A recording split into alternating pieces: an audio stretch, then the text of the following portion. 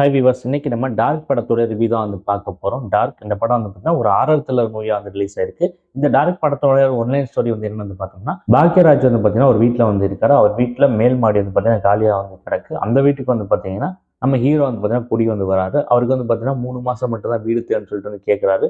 அப்போ பாக்யராஜ் வந்து என்ன சொல்கிறாருன்னா, இந்த வீட்டில் வந்து ஆல்ரெடி வந்து பேய் இருக்குன்னு சொல்லிட்டு யாருமே வந்து தங்க மாட்டாங்க. ஆல்ரெடி வந்து பார்த்தீங்கன்னா இங்கே 3 பேர் வந்து இறந்து போயிட்டாங்க. அடுத்து ஒருத்தர் வந்துட்டு ஒரே நாளில் வந்து காலி பண்ணி வந்து ஓடிட்டாரு அப்படிங்கிற உண்மையை வந்து சொல்றாரு. இதனால தான் இங்க யாரும் வந்து தங்க மாட்டாங்க. இங்க வாடகையும் ரொம்ப கம்மி. வெறும் 3000 மட்டும் தான் அப்படின்னு சொல்றாரு. ஆனா நம்ம ஹீரோக்கு வந்து பார்த்தீங்கன்னா இந்த பயம்லாம் எதுவுமே வந்து கிடையாது. அவர் பெருசா கடவுள் நம்பிக்கை கிடையாது. எதுவுமே வந்து கிடையாது. ஸோ அதனால பேய பத்திலாம் நான் பயப்பட மாட்டேன். எனக்கு ஓகே தான் சொல்லிட்டு அந்த வீட்டுக்கு வந்து குடி போறாரு. அதுக்கப்புறம் என்ன நடந்துச்சு? அங்க இருக்கக்கூடிய பேய் வந்து அவர் என்ன பண்ணுச்சு? இதுதான் வந்து பார்த்தீங்கன்னா இந்த டார்க் படத்துடைய ஒரு ஒன்லைன் ஸ்டோரி. இந்த கதை வந்து பார்த்தீங்கன்னா வழக்கமான பேய் படங்கள் இருக்கக்கூடிய கதை தான். புதுசா வந்து பார்த்தீங்கன்னா இந்த படத்துல வந்து எதுவுமே வந்து கிடையாது. கதை வந்து ரொம்பவே பழைய கதை தான். ஆனா என்னதான் பழைய கதையா வந்து இருந்தாலும் ஸ்கிரீன் பிளே நல்லா பண்ணிட்டா வந்து போதும். ஒரு படத்தை வந்து இட்டு வந்து கொடுத்துடலாம். இந்த படத்துல ஸ்கிரீன் பிளே வந்து நல்லா பண்ணியிருக்காங்க வந்து பார்த்தோம்னா கண்டிப்பா நல்லா பண்ணலன்னு தான் நான் சொல்லுவேன். ஏன்னா படம் ஆரம்பிச்சதுல இருந்து இன்ட்ரோல வரைக்கும் வந்து பார்த்தீங்கன்னா ரொம்ப ஸ்லோவா வந்து போகுது. படம் ஆரம்பிச்சு 50 நிமிஷத்துல வந்து பார்த்தீங்கன்னா இன்ட்ரோல வந்து வந்துடுது. ரொம்ப வந்து பார்த்தீங்கன்னா கம்மியான டைம் தான் ஃபர்ஸ்ட் ஹாஃப். அப்படி இருந்துமே வந்து பார்த்தீங்கன்னா நமக்கு வந்து ஸ்லோவா தான் வந்து இருக்கு. லேகா தான் வந்து ஃபீல் ஆகுது. எந்த இடமே வந்து பார்த்தீங்கன்னா பெருசா என்கேஜிங்கா வந்து இல்ல. ஒரு சில இடத்துல பயமுறுத்தக்கூடிய காட்சிகள் வந்து இருக்கு. 1, 2 ஜம்ப் ஸ்கேர் சீன்ஸ் மட்டும் வந்து பார்த்தீங்கன்னா நல்லா வந்து இருக்கு. மற்றபடி வந்து பார்த்தீங்கன்னா எதுவுமே பெருசா வந்து இல்ல. சரி, செகண்ட் ஹாஃப் வந்து நல்லா இருக்கும் போல. ஏன்னா படத்தோட ரன் டைம் ரொம்ப வந்து கம்மி தான். 1 மணி நேரம் 50 நிமிஷம் தான். சரி, மிச்சம் 1 மணி நேரம் இருக்கு. அது நல்லா எடுத்துருப்பாங்கன்னு சொல்லிட்டு வந்து செகண்ட் ஹாஃப் வந்து உட்கார்ந்தா, செகண்ட் ஹாஃப் வந்து பார்த்தீங்கன்னா அதே மாதிரி தான் வந்து போச்சு. ஸ்லோவா தான் வந்து போச்சு. கடைசி ஒரு 10 நிமிஷம் கடைசியில ஒரு ட்விஸ்ட் வந்து வச்சிருக்காங்க. அது வந்து நல்லா வந்து இருந்துச்சு.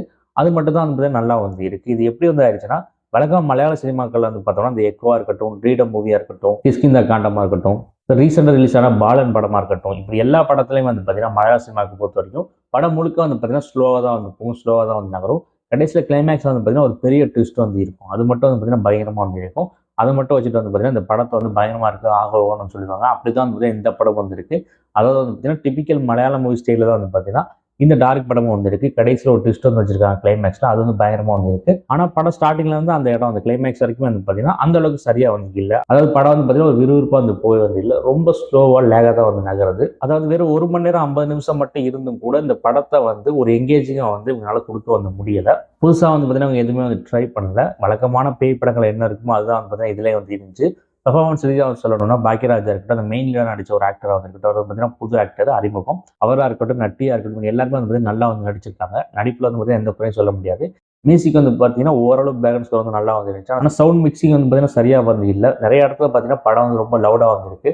அது படத்துல பிரச்சனை இல்லை, நான் பார்த்த தியேட்டர்ல பிரச்சனைங்கிறது வந்து தெரியல. அப்புறம் படத்துல ரொம்ப சூப்பரா சொல்ல போனா சினிமாட்டோகிராஃபி, லைட்டிங் இதெல்லாம் வந்து பார்த்தீங்கன்னா சூப்பரா வந்து பண்ணியிருந்தாங்க. மற்றபடி படத்துல சொல்ற அளவுக்கு வந்து பார்த்தீங்கன்னா எதுவுமே வந்து இல்ல. ஃபர்ஸ்ட் ஹாஃப் வந்து பார்த்தீங்கன்னா ஆவரேஜா வந்து போகுது. செகண்ட் ஹாஃப் ஆவரேஜா தான் வந்து இருக்கு. எந்த இடத்துலயுமே படம் வந்து பிரமிக்க வைக்கிற அளவுக்கு, நமக்கு வந்து ஒரு தியேட்டர் மொமெண்ட் கொடுக்குற அளவுக்கு அப்படிலாம் வந்து பார்த்தீங்கன்னா எதுவுமே வந்து இல்ல. கடைசி ட்விஸ்ட் மட்டும் வந்து நல்லா இருக்கு. ஆனா அதை மட்டுமே வச்சுக்கிட்டு இந்த படத்தை வந்து ஒரு பெரிய படம், ஒரு சூப்பர் படம், ஒரு நல்ல படம், ஒரு பிரம்மாண்டமான படம் வந்து சொல்லிடவே வந்து முடியாது. ஒட்டுமொத்தமா பார்க்குறப்ப இந்த படம் வந்து பார்த்தீங்கன்னா எனக்கு வந்து ரொம்ப ரொம்ப ரொம்ப ஆவரேஜா தான் வந்து இருந்துச்சு. இந்த படத்துக்கு ரேட்டிங் வந்து பார்த்தீங்கன்னா 5க்கு 2.75. இது வந்து ஒரு ஒன்ஸ் வாட்சபிள் மூவி தான் நான் வந்து சொல்லுவேன். அது மட்டும் இல்லாம இந்த படம் வந்து பார்த்தீங்கன்னா எந்த ஒரு ஆடியன்ஸுமே வந்து சாட்டிஸ்ஃபை வந்து பண்ணாதுன்னு நான் சொல்ல மாட்டேன்.